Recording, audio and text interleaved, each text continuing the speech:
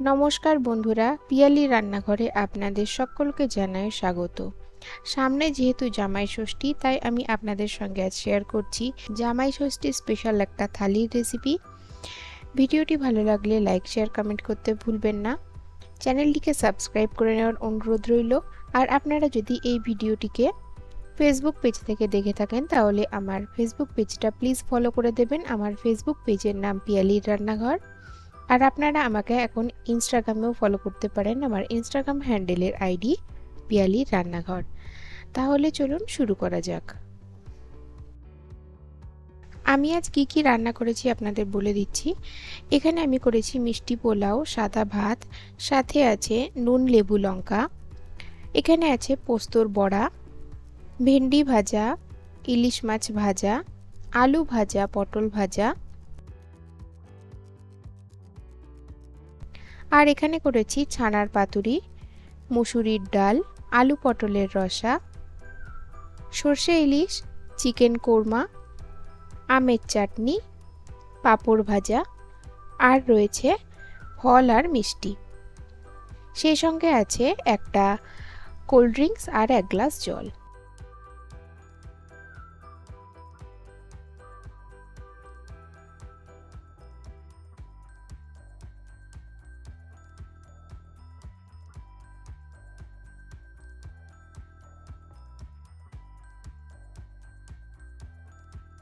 Chicken korma বানানোর জন্য আমরা প্রথমে চিকেনটাকে ম্যারিনেট করে নেব। চিকেনটাকে আমি পরিষ্কার করে ধুয়ে নিয়েছি। এবার এর মধ্যে দিয়ে দিচ্ছি প্রায় 4 টেবিল চামচ পরিমাণ টক দই, 1 টেবিল চামচ পরিমাণ আদা রসুন বাটা, হাফ চা চামচ পরিমাণ লবণ,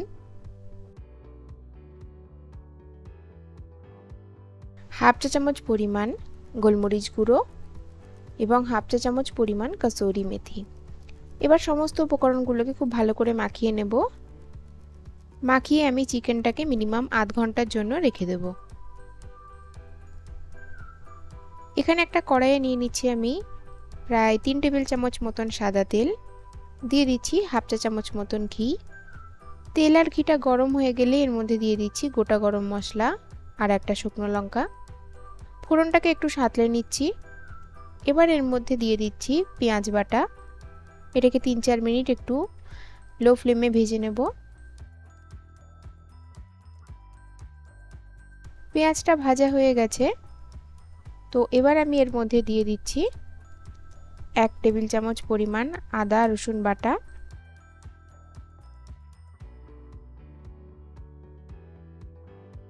মিশিয়ে নিচ্ছি। এবার দিয়ে দিচ্ছি এর মধ্যে ম্যারিনেট করা চিকেনটা। এবার গ্যাসের ফ্লেমটা আমি হাই করে এটাকে 5 মিনিট মতন রান্না করব, যতক্ষণ না চিকেনটাতে একটু গোল্ডেন কালার চলে আসে। চিকেনটাতে দেখুন গোল্ডেন কালার চলে এসছে। এর থেকে বেশি এটাকে আর গোল্ডেন করার দরকার নেই। এবার এর মধ্যে আমি দিয়ে দিচ্ছি কাজু বাদাম আর পোস্ত বাটা 2 টেবিল চামচ, আর দিয়ে দিচ্ছি স্বাদ অনুসারে একটু লবণ। মিশিয়ে নিচ্ছি ভালো করে।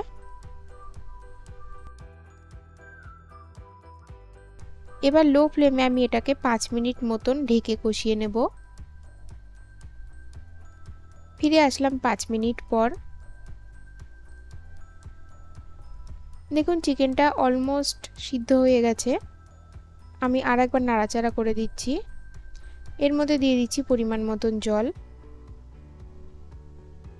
জল দিয়ে চিকেনটাকে মিশিয়ে নিচ্ছি। দিয়ে দিচ্ছি সামান্য একটু চিনি টেস্টটা ব্যালেন্স করার জন্য, হাফ চা চামচ গোলমরিচ গুঁড়ো এবং হাফ চা চামচ পরিমাণ গরম মশলা। ভালো করে মিশিয়ে নিচ্ছি। এবার লো ফ্লেমে চিকেনটাকে রান্না করব। চিকেনটা সিদ্ধ হয়ে গেলে আমি গ্যাসটা বন্ধ করে এটাকে নামিয়ে নেব।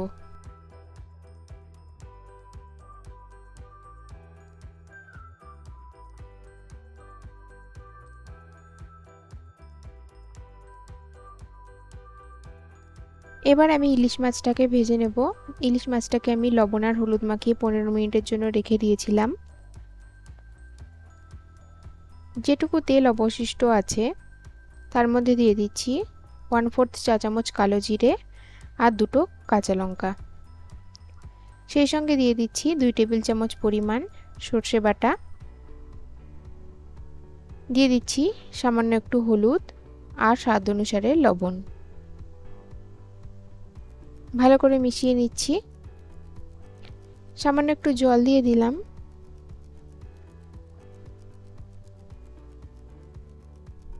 এবার আমি দিয়ে দিচ্ছি কাঁচা ইলিশ মাছগুলো, যেগুলোকে আমি হলুদ আর নুন মাখিয়েছিলাম। আপনারা চাইলে মাছটা একটু ভেজে নিতে পারেন।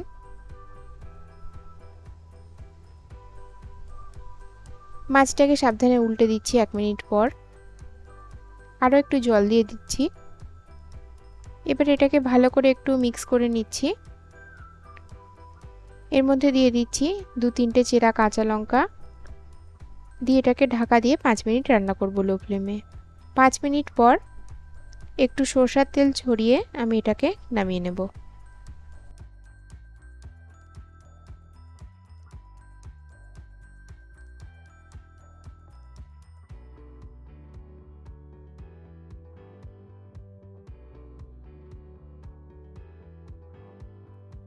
প্রথমেই আমরা আলু আর পটলটাকে ভেজে নেব।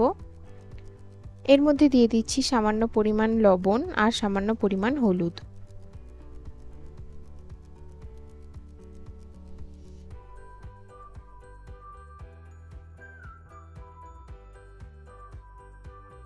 আলু পটলটা ভাজা হয়ে গেছে, এবার কড়াই থেকে তুলে নিচ্ছি। কড়াই দিয়ে দিচ্ছি 2 টেবিল চামচ পরিমাণ সরষের তেল, গোটা গরম মশলা আর একটু জিরে ফোড়ন দিচ্ছি। দিয়ে দিচ্ছি কুচানো পেঁয়াজ। পেঁয়াজটাকে 2 মিনিট মতন একটু ভেজে নেব লো ফ্লেমে। এবার দিয়ে দিচ্ছি একটা বড় সাইজের কুচানো টমেটো আর 1 টেবিল চামচ পরিমাণ আদা রসুন বাটা, আদা রসুন আর কাঁচা লঙ্কা বাটা। মিশিয়ে নিচ্ছি সমস্ত কিছু। দিয়ে দিচ্ছি হলুদ গুঁড়ো, স্বাদ অনুসারে লবণ, জিরে গুঁড়ো, ধনে গুঁড়ো এবং কাশ্মীরি রেড চিলি পাউডার। সমস্ত কিছুকে ভালো করে মিশিয়ে নিচ্ছি। এবার ঢাকা দিয়ে আমি লো ফ্লেমে মশলাটাকে 5 মিনিট কষিয়ে নেব। ফিরে আসলাম 5 মিনিট পর।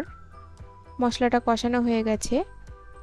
এবার আমি এর মধ্যে দিয়ে দিচ্ছি ভেজে রাখা আলু আর পটল, এটাকে দিয়ে একটু মিশিয়ে নিচ্ছি।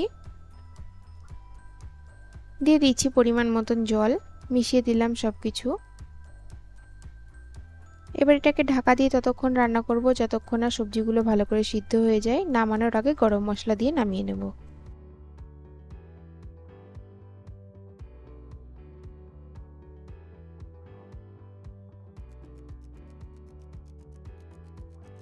এখানে ছানাটাকে আমি একটা প্লেটে নিয়ে নিয়েছি, নিয়ে ছানাটাকে একটু ম্যাশ করে নিয়েছি। এটা ঘরে তৈরি করা ছানা। এবার আমি এর মধ্যে দিয়ে দিচ্ছি 1 টেবিল চামচ পরিমাণ সর্ষে এবং পোস্ত বাটা, দিয়ে দিচ্ছি স্বাদ অনুসারে লবণ, সামান্য একটু চিনি আর সরষের তেল। এবার সমস্ত কিছুকে খুব ভালো করে মেখে নিচ্ছি। মাখাটা যেন একদম টাইট হয় সেদিকে খেয়াল রাখবেন। এবার সমান আকারে ভাগ করে নিচ্ছি। এখানে নিয়ে নিয়েছি একটা কলা পাতা। কলা পাতাটাকে আমি তাওয়াতে সেঁকে নিয়েছি যাতে ভালো করে মুড়ানো যায়। সামান্য একটু তেল দিয়ে দিচ্ছি। এবার ছানার মিশ্রণটাকে দিয়ে আমি এটাকে চ্যাপটা করে দিচ্ছি। একটা কাঁচা লঙ্কা দিয়ে দিলাম। এবার কলার পাতাটাকে আমি চারিদিক থেকে এমনভাবে মুড়ে দেব যেন কোনো দিকটা থেকে খুলে পুরটা বেরিয়ে আসার সম্ভাবনা না থাকে।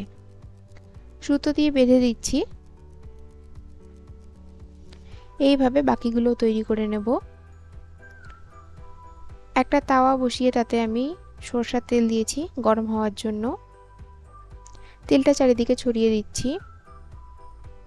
তেলটা গরম হয়ে গেছে, এবার আমি পাতুরিগুলো একটা একটা করে দিয়ে দিচ্ছি। আর প্রত্যেকটা সাইডে 2 থেকে 3 মিনিট করে ভেজে নেব মিডিয়াম ফ্লেমে, যতক্ষণ না কলা পাতাটায় একটা গোল্ডেন কালার আসে। দেখুন প্রত্যেকটা কলা পাতাতে গোল্ডেন কালার চলে এসছে। এবার আমি একটা একটা করে নামিয়ে নেব।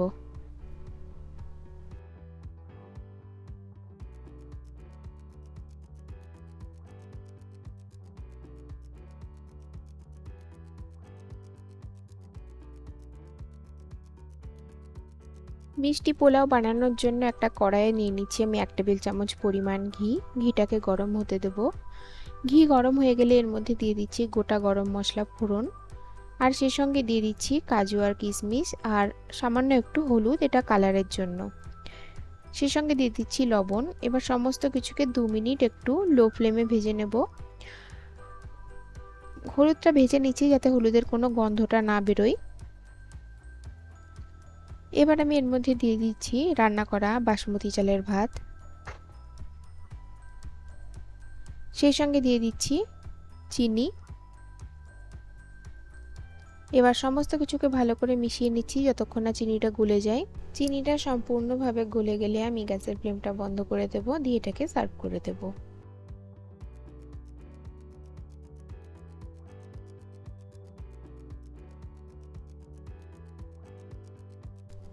কাঁচা পোস্তটাকে আমি মিক্সার গ্রাইন্ডারে পিষে নিয়েছি একদম ফাইন পাউডারে। এবার পোস্তটাকে একটা প্লেটে নিয়ে নিয়েছি। এবার এর মধ্যে দিয়ে দিচ্ছি একটা কুচানো কাঁচা লঙ্কা আর সামান্য একটু কুচানো পেঁয়াজ। সেই সঙ্গে দিয়ে দিচ্ছি স্বাদ অনুসারে লবণ। এবার পেঁয়াজ আর লঙ্কা দিয়ে আমি পোস্তটাকে খুব ভালো করে মেখে নেব। যেহেতু লবণ দিয়েছি সেহেতু পেঁয়াজ থেকেই জলটা ছাড়বে, তো সেই জন্য আমি আর এখানে এক্সট্রা জল ব্যবহার করিনি। আপনাদের যদি মনে হয় যে জল লাগবে তাহলে দিতে পারেন। তো দেখুন এটা একদম টাইট করে মাখতে হবে। তো পোস্তটাকে আমি টাইট করে মেখে নিয়েছি। এবার এর থেকে আমি ছোট ছোট বড়া তৈরি করে নেব।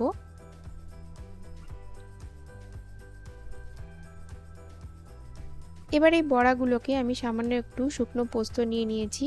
এই গোটা পোস্তর মধ্যে আমি একটু রোল করে নিচ্ছি যাতে এটা দেখতে সুন্দর লাগে। তাওয়াতে দিয়ে দিচ্ছি 1 টেবিল চামচ পরিমাণ সরষের তেল। এবার সরষের তেলে আমি পোস্তর বড়াগুলোকে ভেজে নেব যতক্ষণ না দুদিকেই গোল্ডেন ব্রাউন কালার চলে আসে। বড়াগুলো ভাজা হয়ে গেছে, এবার আমি নামিয়ে নিচ্ছি।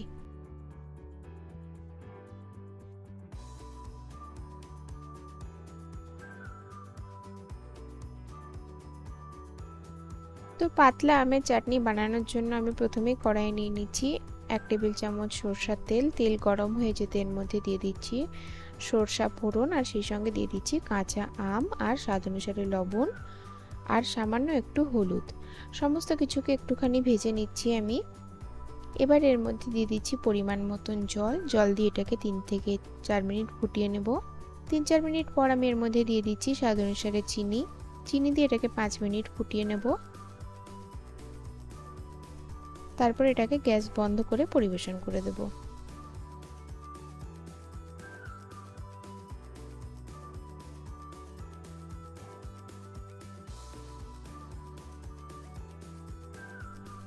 কড়াইয়ে তেল নিয়ে নিয়েছি। এবার একে একে আমি ভেন্ডি আলু পটলগুলো ভেজে নেব। তো যেগুলোকে আমি লবণ আর হলুদ মাখিয়ে প্রায় 15 মিনিট রেখে দিয়েছিলাম। এবার পুরো খাবারটা আমি সার্ভ করে দিচ্ছি।